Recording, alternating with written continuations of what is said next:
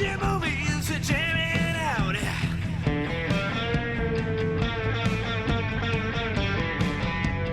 K-Flix 198.4 Fiction Radio. Welcome and after, everyone, to K-Flix Fiction Radio. I hope your bags are packed, because this week we're going on a little trip. What do you say, Dustin? Are you ready to explore Europe via a song contest? That's right, Shawn. We're not talking about Myovision this week. We're talking about Eurovision. You're damn skippy. Specifically, Eurovision Song Contest, the story of Fire Saga. Ooh, Fire Saga. 2020 film starring and co-written by Will Ferrell, along with Harper Steele, another SNL and Funny or Die alum. Mm-hmm. This one's got some history, because it happened at a very interesting time in real life for the Eurovision Song Contest. Yeah, because it was canceled in 2020 due to COVID. Sure was. This film was supposed to premiere alongside the actual Eurovision contest that year. It was, yeah. But it ended up being sort of a consolation prize for everyone who couldn't tune into that contest because the world got sick. Now, before we get too deep into the weeds on this movie, just to let everybody know, we're going to have a lot of hot takes on this show through the course of time. I feel like I'm going to catch some heat in this episode for some things, and I'm totally fine with that. For those that are not aware, the way that we selected the episodes for this first run is we selected 10 apiece, and then we drew them at random out of a hat. So, Dustin, you chose this movie in your first 10. Did you have any sort of motivation in doing so? Oh, I sure did. Yeah, I picked it, A, because it's a movie I've seen and I'm super lazy, and I would love to pick only movies that I've seen and remember well, although I did end up rewatching it. Right. But number two, and the real reason I picked it is because I know, Shawn, you're not a big fan of Will Ferrell, and I just wanted to subject you to this particularly long comedy film. It's been noted that it's a long comedy film. Yeah, that is right, folks. I am not the biggest Will Ferrell fan. Not that he's bad by any stretch of the imagination. He's just not my cup of tea. I always can find things that I like and jokes that I find funny in his movies. My ultimate problem is that he tends to put himself around better performers, and I get distracted that he's not at the level of, say, a John C. Reilly or a Rachel McAdams when it comes to giving emotional parts of the film. Sure. You could argue that's a smart play on his part, but I totally get what you're saying. He definitely is always the odd man out. Or in this film, for example, I mean, he's the one non-singer singing all over this movie. Yes, but at the same time, he sounds pretty good. He sounds pretty good, absolutely. Dude, I can't sing. I'm terrible. Like, I would sound fucking awful, you know? So, not at all saying we could do better. No. Even in terms of acting, that motherfucker's famous. I am no one. So, like, I'm clearly doing things wrong. He's clearly doing things right. It's like opposite ends of the magnet. Like, it just doesn't always line up for me. I think, fate conspires to make a lot of stuff happen. But to your point, he, once again, has done what you say he does, and he has surrounded himself in this film with top-notch singers and songwriters. Yes. From across Europe and across the world, really. Well, and actors and performers. I mean, Rachel McAdams is so funny in this movie. I often forget how funny she is in comedies because most of her resume is not in the comedic realm. So when she does the comedy, I'm always like, oh my God, why are you not doing this full time? You are so funny. I mean, I love anytime an actor takes a turn, and, very famously, like, some actors have done that. John C. Reilly, who you mentioned, Christopher Walken, they've had these trajectories where they were very serious Oscar-worthy performers, and they sort of chose to throw that all away and be funny. Not throw it away, not because they bring all that talent to their comedy performances. I immediately regretted saying throw it away, but you do kind of throw away your chances at the statue, I guess, if you make Step Brothers. And I also found Pierce Brosnan to be so fucking funny. Oh man! Even though I'm not the biggest Will Ferrell fan, I can find the things that I like about the movie. There are always jokes that I like. I loved the payoff to the elves stuff in this film. Oh, so funny. There are other jokes that I'll talk about that are related to songs specifically that really struck my fancy, so we'll get into that as well. I just want to say, I do think this was something of a growth for Will Ferrell. I mean, it straddles the line between like classic Will Ferrell, which is him usually playing a character, at least for part of the movie, that he's way too old to be playing. Like, I feel like it's a Will Ferrell trope to be aged out of the part, and he just puts himself in it anyway. I respect that, but at the same time, like, it's not old school. It's not like Anchorman wacky. It's a little bit more grounded in reality. It's not absurdist like Anchorman and that universe. You're right. It's grounded in reality, but it's still fun, and man, it was a big production. Yes, super big production. I mean, the performances are crazy in the arena. I know that they got plate footage from the Eurovision Tel Aviv, I think. Yeah, they actually went to Eurovision. They were pretty cozy with Eurovision production for this. It sounds like the EBU, the European Broadcast Union, who puts on Eurovision, they kicked in a pretty hefty sum. Iceland kicked in a pretty hefty sum to get them to film there, which is also for a silly comedy, this movie is beautiful. Oh my God. Some of the scenery is breathtaking. Honestly, it made me want to go to Iceland, but that's what Iceland was betting on when they threw their $1 million into the budget. Even though in the movie they say, "Hey, Americans, don't fucking come here." I really appreciated that, because I feel like so Will Ferrell, I think the backstory on this is his wife is from Sweden, so he's gotten to know Europe over the last 10 to 20 years, and I think he's come around to develop that perspective of like, just shut up and don't be an ass if you're touring our cities. Pretty good motto for anywhere you are. Oh, it sure is. Yeah, but we certainly don't do that here. Oh God, no. Why would we? We're Americans. So Dustin, unrelated to the movie itself, but still related to Eurovision, do you happen to know what the most viewed video submission on the Eurovision YouTube channel is? Ooh, I don't know. The fact that you're kind of excited about it leads me to believe it could be Little Big's 2020 submission. You bet it is! That's right, it's called Uno. Little Big is from Russia. Just as a little personal background, I have been obsessed with this band for many, many, many years. I cannot get enough of their insanity. They're so good. They, I think we referenced them on another episode when you were talking about DeAntwoord, and Little Big has always reminded me a little bit of DeAntwoord. DeAntwoord, if they were more accessible. I never got super into DeAntwoord. They were a little too rough around the edges for me. I can see that. Little Big figured out that weird and how to package it, and they're not quite a novelty act. They're funny. Yes, very funny. Some of their songs are very funny, but they're not quite a novelty act, but I don't know, they are exactly what I would imagine Russia would come up with as their like Black Eyed Peas. Like a little bit of something for everybody, but it's way better than the real Black Eyed Peas. Just as a view count, it has 285 million views on the Eurovision YouTube channel. Holy cow. Yeah. I knew that song was going to come up. I was only wondering when and how. In this episode.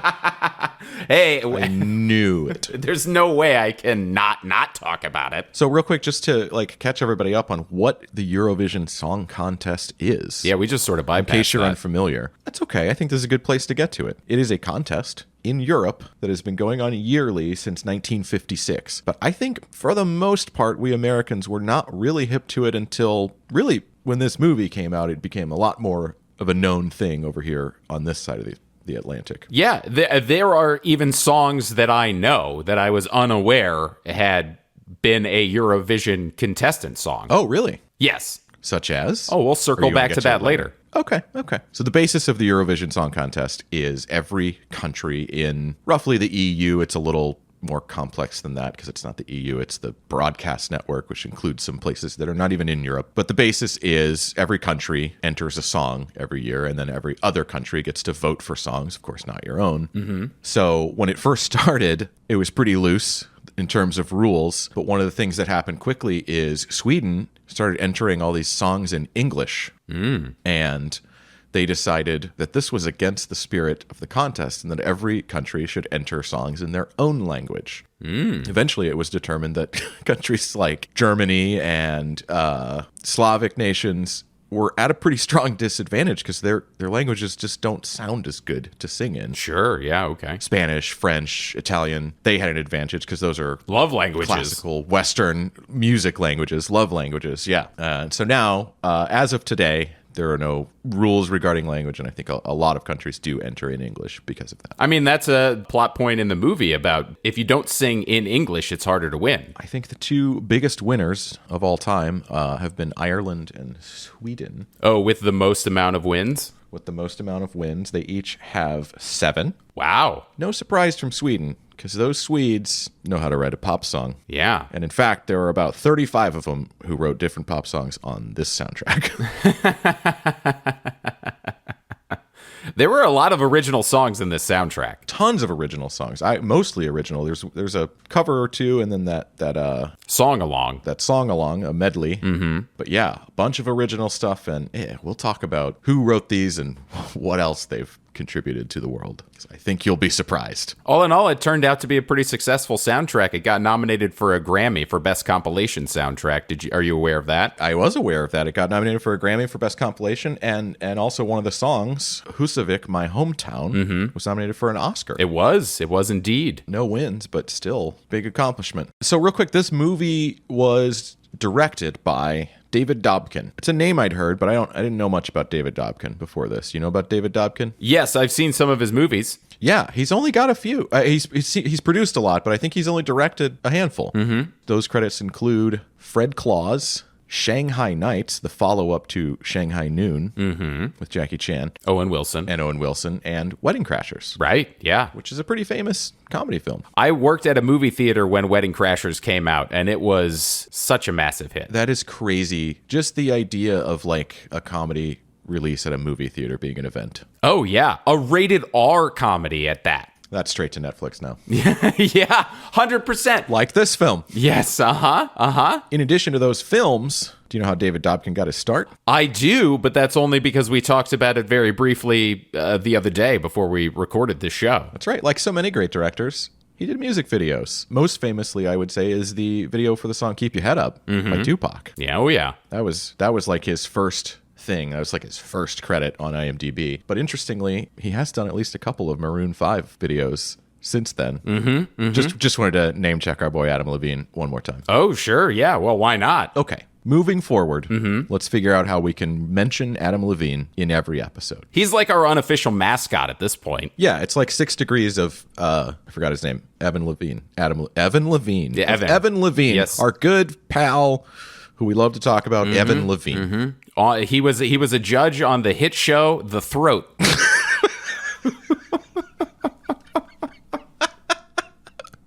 Why is that such a more crass word? I don't know. The gulf between the voice and the throat is so wide.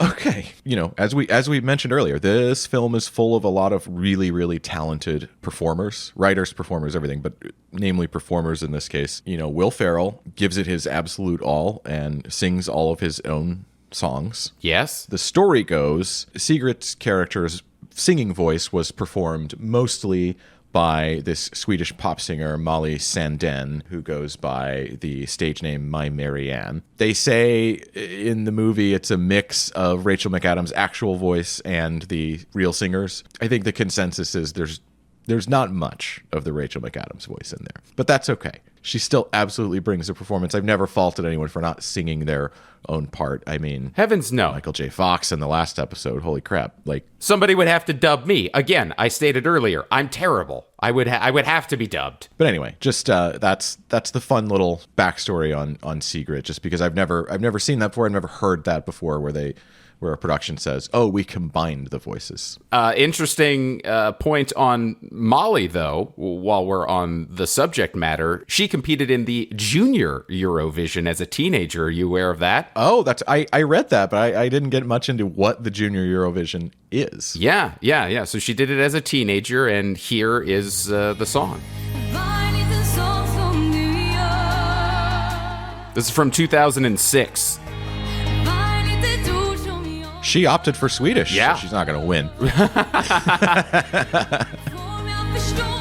I thought that was pretty cool that she had also the background of a contestant as well. Indeed, yeah. There are a few people, I think, on this soundtrack who have participated in Eurovisions in the past, and there is a list that we can't even we don't even have time to read the list of Eurovision performers who cameo in this movie. It is insane the amount of Eurovision contestants they put in this movie, and that is really, really cool. I love that they did that. It's super cool. And it's cool recognizing it sort of from the outside, that this is a list of super famous people who are not famous to me. Yes, exactly. I think this movie did a good job of getting the vibe of Eurovision from what I've heard from Eurovision. It's always like these big, not always, but often these like big anthems, you know, celebrating everything that's great about your country or what have you. And I feel like it's that combined with what I lovingly describe as like DDR music or Beat Saber music. Okay, sure. Yeah, I can see that. Like a particular type of EDM that just makes you want to swing your arms around, you know? I feel like that's something they produce and consume in Europe way more than we do over here, and it's fun to dip into from time to time. That's a very fair point, and I totally see where you're coming from there. Now, a lot of these original songs, at least 4 of them, 5 if you count the 90s remix version of Double Trouble, but 4 of the songs were written by, at least co-written by, one very successful songwriter by the name of Savin Kotecha, and he has written some certified chart toppers, Dustin. He co-wrote The Weeknd's I Can't Feel My Face, he co-wrote Ellie Goulding's Love Me Like You Do, and once again, we're going to mention our boy Adam Levine because he co-wrote the song One More Night by Maroon 5, just to name a few. But this guy has worked with so many people. Do you want to know his probably biggest one at this time? You know, Shawn, this song, it occupies a weird space in my brain, which more and more pop songs do these days as I get older. I know this song. I know it well. I've heard it lots of times just from existing in the world. I could not have told you who the artist was. Jessie J. I have no idea who Jessie J is. Mm-hmm. Sure. But she's sold 8 million copies of this song. That's only 2 million shy of Earth Angel. Damn. Speaking of the songs, let's get into it, Dustin. Ooh, let's get into the songs. What do you want to talk about first? You start us off. I'm starting it off. You're starting it off. I know you got notes laid out. Hey, if I'm starting this off, Dustin, we're starting it off with my favorite joke in the movie. Oh.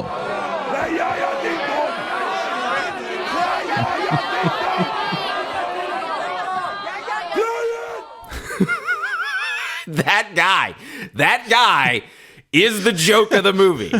I am obsessed with that guy's obsession for Ya Ya Ding Dong. The furious Ya Ya Ding Dong fan. Every time that guy is on screen screaming about Ya Ya Ding Dong, I am crying with laughter in my living room.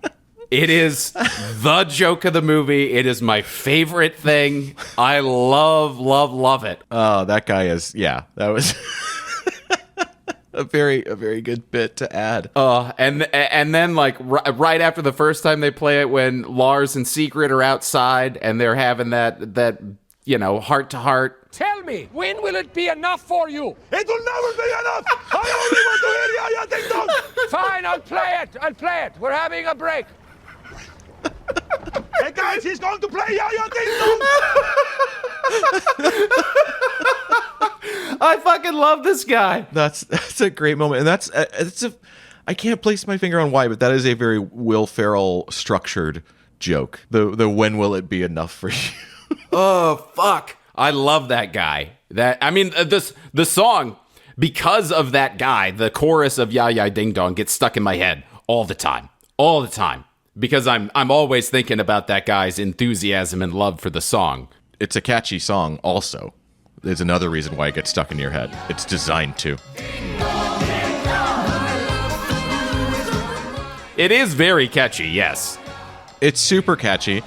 Ya Ya Ding Dong is actually, it's part of kind of a heritage of novelty songs. Like, this is a thing. When I was a little bitty boy, my grandmother bought... This is our old friend Chuck Berry, who we talked about on the last episode. Yeah, uh-huh. Have you heard this song before, Shawn? It was my day. Yes, I have, yeah, uh-huh. I forgot about it until I went to the chorus. I mean, it's aged poorly because we found out he was a creep. But it was a thing, and it's unlike any other Chuck Berry song. This is not seminal rock and roll music. This is a novelty thing, which was a novelty recording, which was a very much a way to have a hit back in the day, was to do a silly little song, and sometimes you could make it a little dirty as long as there was a way to take it as not dirty. What year was My Ding-a-Ling? Ooh, that's a good question. It wasn't even written by Chuck. Chuck covered it. He covered it in 1972, which is actually a little late for novelty records. I think the 60s were the heyday for those. Because, like, the first one that I really thought of is Big Balls by AC/DC, and that's 1976. That's even later. Oh, yeah. That is, but that's also like a rock song. It is, but it's still very fucking silly and about your genitals.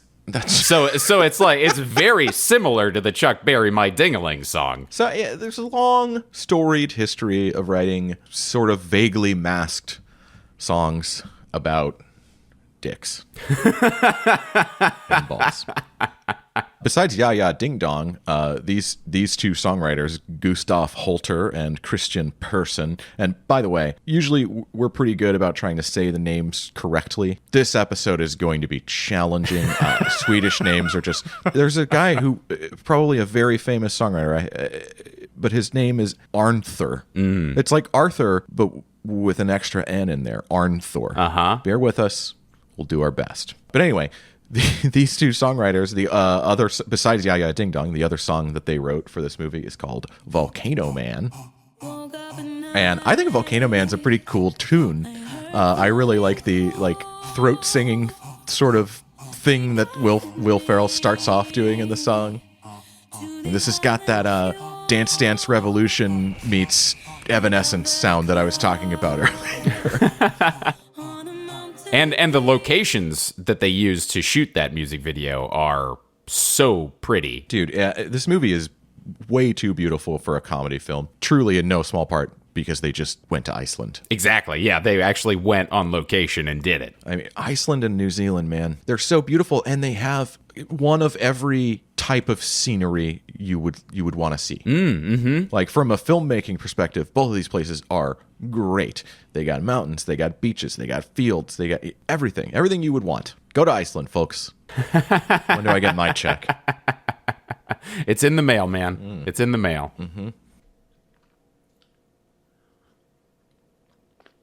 That's true. The song along. A medley performed by many of the Eurovision contestants in the film, and I think many of them were, in real life, Eurovision contestants. The song-along starts with a rendition of Believe by Cher. I think that was the first song to use auto-tune, the first popular song I think you are correct, yes. But they didn't admit it at the time.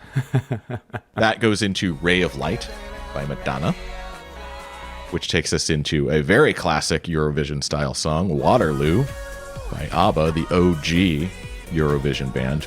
I think, inarguably, the most famous act to come out of Eurovision. I was completely unaware that this song is a Eurovision winner. Yeah, absolutely was. From Waterloo, we go into Ne partez pas sans moi. Celine Dion song translates to Don't Leave Without Me. Also a Eurovision winner. Was it really? It was. How is Celine Dion in Eurovision? Is Canada in Europe now? In 1988, Switzerland got Celine Dion. Yeah. I guess she wasn't Celine Dion yet, you know? No, not yet. And finally, after Celine Dion, we land on I Got a Feeling by the aforementioned Black Eyed Peas. Which, you're not going to tell me this is a Eurovision song now, are you, Shawn? I checked to make sure on the other three. I was like, I'm pretty sure the other three are good, but... Yeah, interesting how they went for some Eurovision winners from the past and some just like random big-time pop songs. Going back to some original songs that we have featured in this film, Dustin. Yeah. Let's talk about Double Trouble. Ooh. Which Savin had a hand in co-writing. Savin also... this guy, Rami Yacoub, who goes by Rami who is another member of that Swedish songwriting clique. His credits, I don't even have song titles. His credits include Lady Gaga, Ariana Grande, Demi Lovato, Selena Gomez, Britney Spears, Nicki Minaj, Madonna, Charli XCX, Bon Jovi, Backstreet Boys, One Direction, etc., etc. Weezer is in there. I didn't even know Weezer had other people writing songs for them these days, but I haven't kept up. Yeah, I didn't either. Also, the guy I mentioned earlier, Arthur Birgisson, Ooh. he goes way back. He co-wrote a 98 Degrees song. Ho, ho, ho. There we go. Arthur is actually from Iceland. Oh, cool. He moved to Sweden to become a songwriter with the Swedish songwriter clique. This song features another one of my favorite jokes. Oh, really? Yeah, the hamster wheel. Yes, the Rube Goldberg disaster. I don't know if you're aware of this, but the hamster wheel is based on an actual Eurovision contestant, Dustin.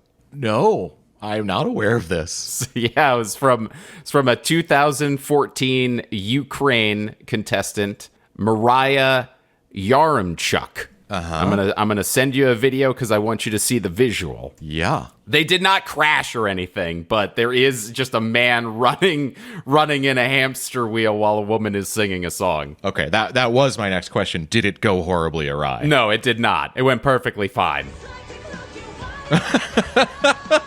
Wait, is it just some guy in the wheel? Yes, he's never singing. He's just running in the wheel. I mean, like, he does other dance moves inside of the wheel, too, but for a good portion of it, he's just sprinting his ass off in that wheel. Man, I've always been fascinated with this, like when people, I get that dancing is a serious art and that people work their asses off to get good at it, but it's still so weird to me when I see, like, clearly a performer performing a song or whatever, and then there are just people, humans around them, sort of bridging the gap between set piece and, like, real life. Uh-huh. I just always think it's so funny to just see a person who, they don't say anything, they don't sing anything, they don't participate other than to go like, oh, look, what they're doing is neat. and it's super neat. This is another chorus that gets stuck in my head pretty frequently. Oh, man. Yeah. Made of sugar, this one.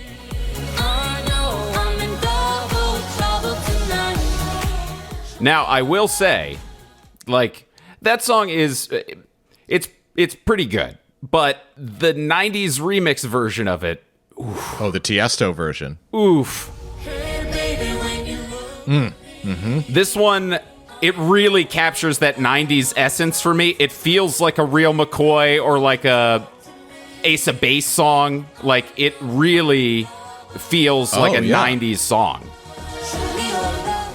Like, this could be on the Night at the Roxbury soundtrack. Oh, sure. Yeah. And it could totally be playing at a more massive club than you and I have ever seen in Ibiza, for example. Yes, totally. And I understand that this version of the song loses almost all of the lyrics and it just repeats the chorus over and over and over again. But man, like the beat and the groove of that one really hits for me. Dude, yeah. I mean, that's what you do when you like transify a song. And I feel like that's what they did. They just took it to exactly what all the DJs were doing in the 90s. Oh, you got a song? I can make it 15 minutes long, which they didn't. It only comes in at 2:28. But like the thing was, I could make it 15 minutes long, spread out the words, and just put a beat over it, and you just rage your happy Molly laden ass off. Yeah. Oh man, it's so good. Okay, I say this about every song we've talked about so far, but this song really feels like a Eurovision song to me because it's got that like medieval melody that it starts with, and I feel like that is a very Eurovision, very European, they just nail it. It just works with a very powerful chorus. Yeah, I think of the songs in this film, Double Trouble and Ya Ya Ding Dong are definitely the catchiest. Yes, in terms of getting lodged in my skull without me wanting it to happen, those are the two where that happens. I like other songs on the soundtrack more than those two songs. Agreed. But those are the two that my brain latches onto and plays over and over again while I'm doing other things. Mm-hmm. And speaking of one of the songs that I like more than Ya Ya Ding Dong and Double Trouble is Husavik, my hometown. Oh, the big finale. This is Sigrid's song. Yes. This is what she's been working on throughout the film, and we get to hear it. It is so beautiful and packed with emotion, and it is very... I already used the word powerful, but man, I have a limited vocabulary. I'm not a smart man, but I can't think of a better word right now. Yeah, I mean, the song it's built up throughout the film, and it's the culmination of Sigrid finding her songwriting prowess, and in a way Lars relenting and realizing that his partner is a songwriting partner, and that he doesn't have to run the show the whole time, and it just comes out so beautifully. And I think with good reason, this is the one that they submitted and was nominated for the Oscar. I have a clip from the Oscar performance that Molly did, and since it was 2020, it was a virtual sort of a thing. So she recorded this down by the water in Husavik, and she has a children's choir that helps her sing out, and she's just surrounded by these ships and the town and the water, and it is a magical performance. Oh, that's so cool.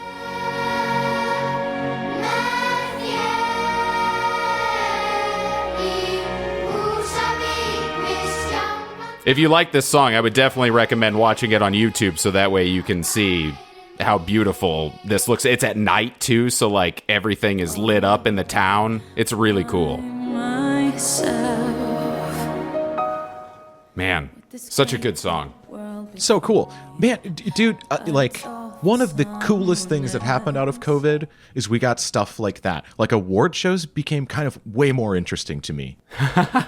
Like, Yeah. do you remember I think it was VMAs? I don't watch the MTV Awards anymore. I got other shit to do.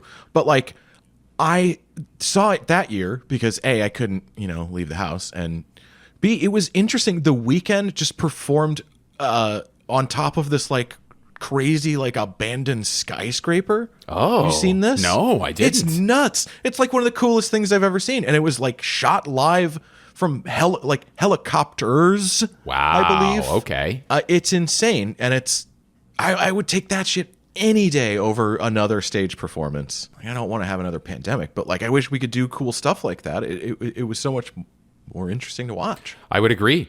So a quick song I wanted to bring up was the song Full Moon, that's performed by the Finnish team in Eurovision. The Wonderfour. The Wonderfour.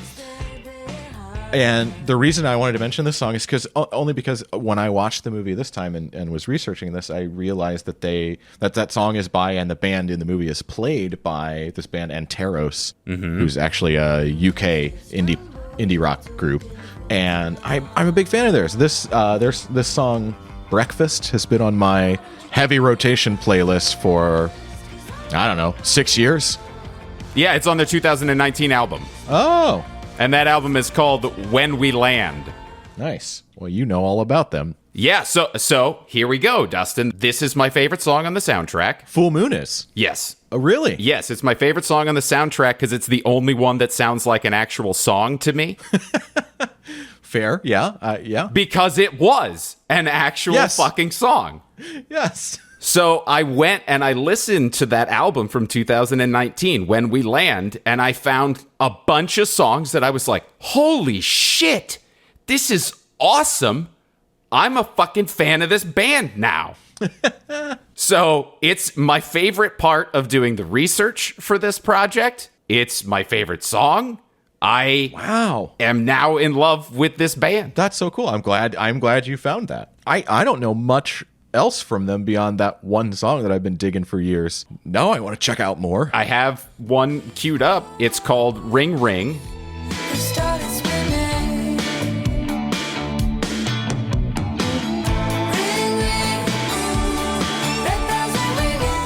I don't know, man. This is like hitting all the right notes for me. Hell yeah. I'm super into it. I dig that, and I totally can recognize that as specifically a Shawn song.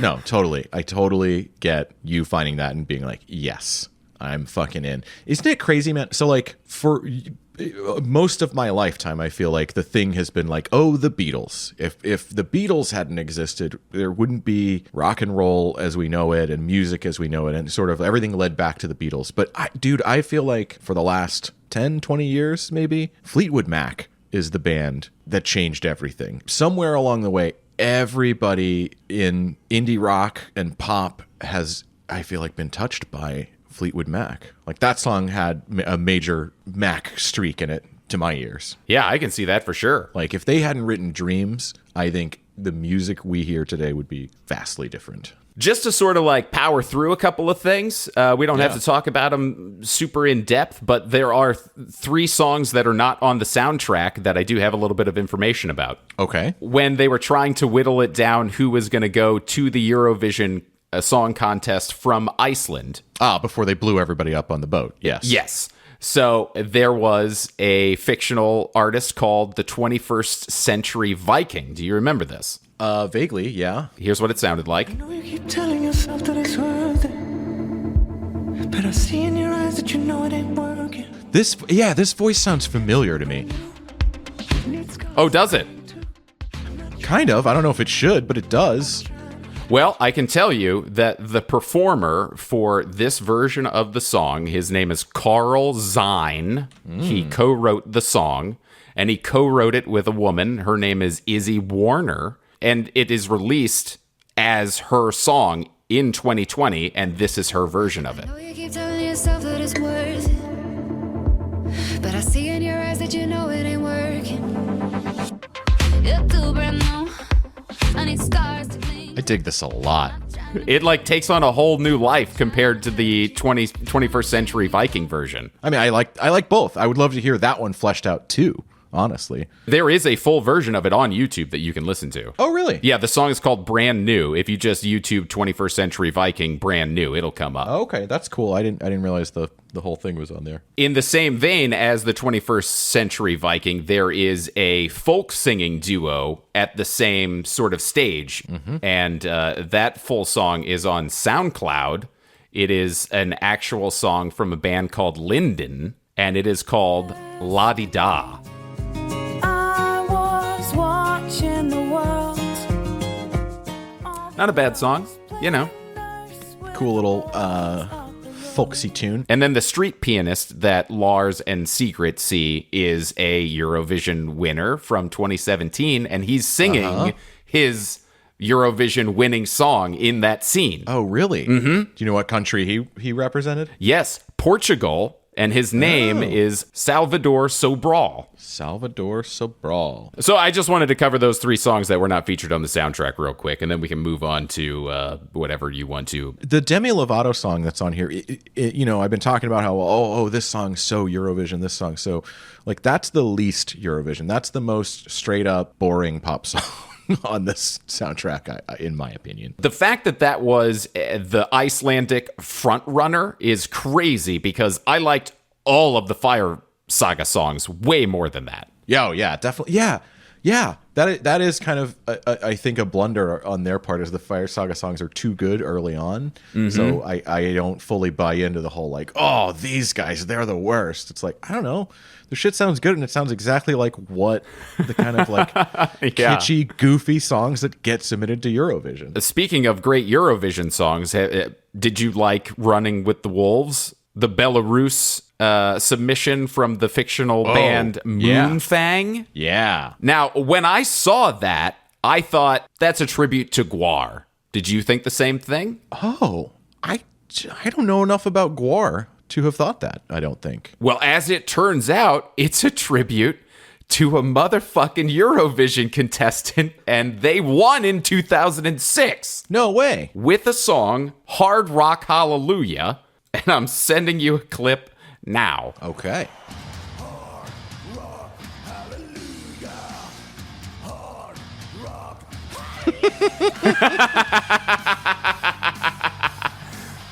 Not only do they look badass, they are fucking rocking this song.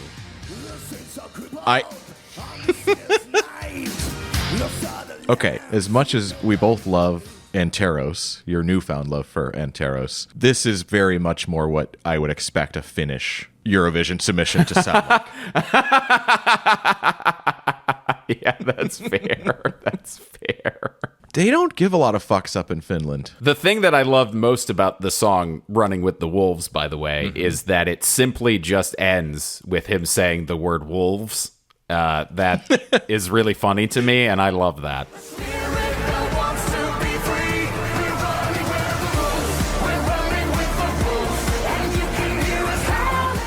Really captures that rock energy that Lordy had. Yeah, but it's also got that like 4 on the floor EDM dance beat that like every song has to have. Yeah, man, every song on this soundtrack, I could totally go back in time and dance on the little plus pad at the DDR machine too. So yeah, we're getting near the end of this soundtrack here. At least the songs we're going to talk about. If you could find a compelling reason to go back to any that we skipped, I don't know, start a podcast. Please don't. Please don't. So another, I think, really great tune from this movie is Come and Play, Masquerade, performed by the Greek contestant Mida.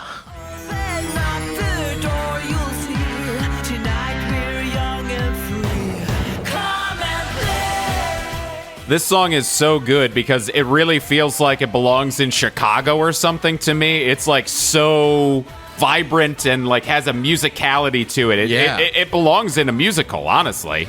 Let me start with this. When I heard that part that you just played, the way the voice is going up and down there, I immediately thought of this Oingo Boingo song. Oh, that's fun. Yeah, okay. Yeah, Danny is a master of the up and down. Yeah.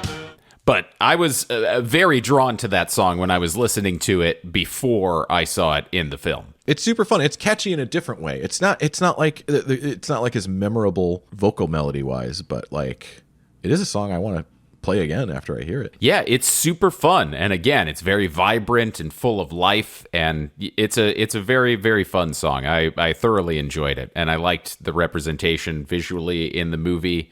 The actress did a good job. She didn't sing it. It's actually performed by Petra Nielsen. Gets into the darker side a little more, which I like. I think that's why I feel like it belongs in a show like Chicago. Yeah, I can totally see that. I guess it has like some cabaret stuff too in the chorus. Definitely, yes. What do you say we bring this one on home with a pretty fun track, Lion of Love? Ooh, from banger. Alexander Lamtov. Yeah, the Russian entry in this movie I think it's perfectly Russian sounding. Speaking of the sound, right? So this is a song where when I listened to it before watching the movie, didn't necessarily strike me as super funny. Until I saw that voice coming out of that actor. That guy. Yeah. That's when it got really funny for me. Kind of a Michael J. Fox in Back to the Future situation. For sure. This is different. Yeah. And that actor, by the way, is great. Dan Stevens. I'm not super familiar with him. He's in a lot of things that I don't watch. Knock off Bradley Cooper is what I first thought, but like pretty quickly I was like, oh, this guy's good. Oh, yeah. He's so good. And he's in that Abigail movie that came out this year. I really want to watch that, so I'm even more excited to see that now, having seen him in this movie. Oh, cool, yeah. I do want to say, though, that I found some stuff online that leads me to believe that his character, Alexander Lemtov, is based on an actual Eurovision competitor. Oh, really? Yes. I'm going to send you a clip right now. It is from a Russian competitor, and his name is Sergei Lazarev. I believe I've said that correctly. This song is called Take It Off. Granted, it would be helpful to see this visually for understanding the inspiration for Alexander Lemtov. Obviously, he doesn't sound anything like Eric M. Jones, who was the vocals for Lion of Love. But I think visually and Sergei being of such a sexual nature in his performance are probably pretty spot on for what could have been an inspiration for Alexander Lemtov. Yeah, actually, the way that he's dressed in this video, immediately you said sexy, it reminded me of the music video for I'm Too Sexy. It does, yeah. It does have a little bit of that to it, doesn't it? Yeah. So here's what Lion of Love sounds like. Sounds just like Sergei.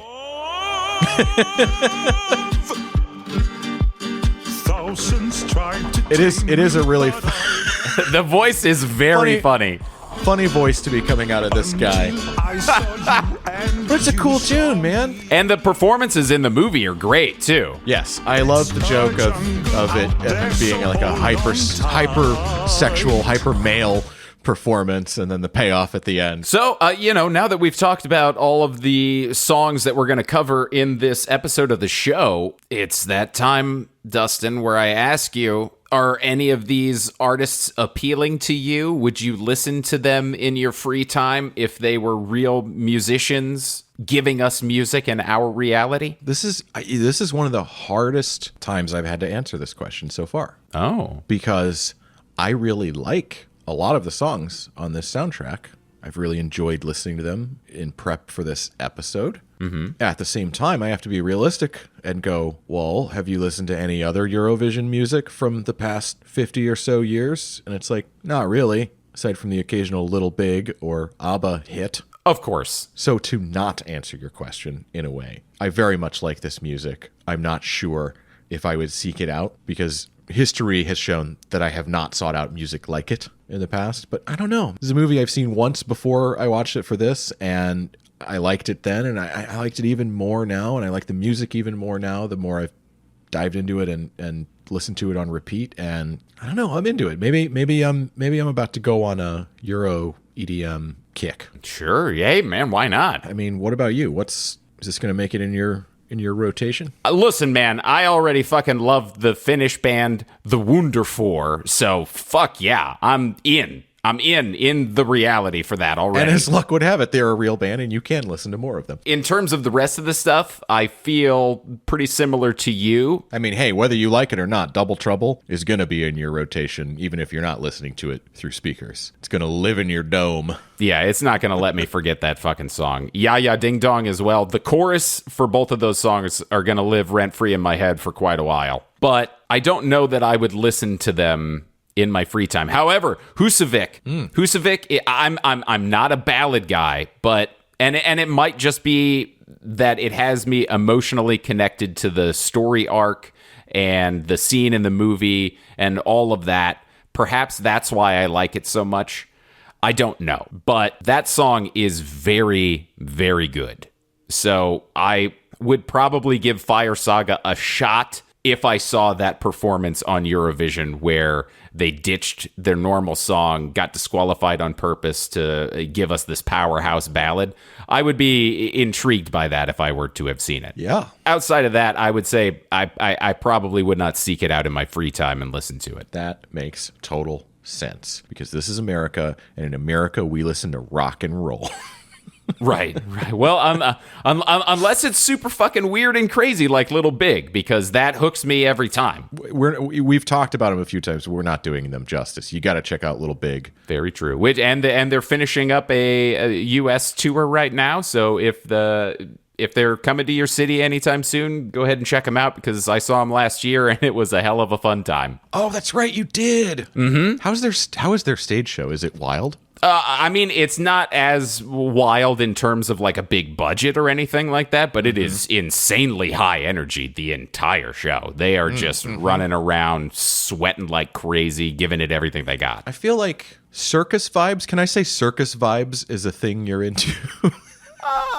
Does that make sense to you in a way? I mean, kind of, but at the same time, I wouldn't go to the circus. Yeah, not the circus, but it's like the energy of chaos. There's an element of chaos, I guess. I mean, we do say it's a circus in there when something's a big mess. a circus going in a way where everyone there is not expecting the circus to go, then yes. The elephants are stampeding. Oh, yeah. Trapeze artists are stuck. Yeah, all of the things going wrong, then yeah, I would. Yeah, I'm down with that. Nothing beats a beautiful car wreck. Yeah, Well, I don't know. There's hopefully less death in the circus carnage. But yeah, sorry, metaphorical car wreck. That's why I said beautiful. I said beautiful. Hey man, Cronenberg made a movie about the sexualization of car wrecks, so nothing's off the table. God, the sexualization of car wrecks is a phrase I didn't think I'd hear tonight. That's a phrase I didn't know was coming out of my mouth till it happened. Well, we're not going to find a higher note to go out on than a Cronenberg reference to a sexualization of car wrecks. So let's go ahead and end the show here, Dustin. That's right. I have nothing left to say. Thanks for checking out Eurovision Song Contest, the Story of Fire Saga with us. Oh, man. It was a hell of a time. Thank you so much for tuning in. If you liked this episode, we're going to keep coming back every Monday. If there's a particular band that you want us to talk about, go ahead and hit us up via email at fictionradiopod@gmail.com. That's right. And hey, as we are getting more official here, if you like this show and you can go on to Apple Podcasts or Spotify or wherever and leave us a rating or a review, that stuff helps us get listened to by more ears and keep making this and making it bigger and better. That's right, ladies and gentlemen. With a simple review or a rating, you can help Dustin and I hit the Spurg note all day, every day. When we're out in public, it'll just be involuntary. We'll just be spurging all over the place. That's right. So if you want us to spurg our brains out, go ahead and leave us a rating and a review. But until next time, we'll see you next Monday on 198.4 K-Flix Fiction Radio. Spurg you later. Watching movies, jamming out.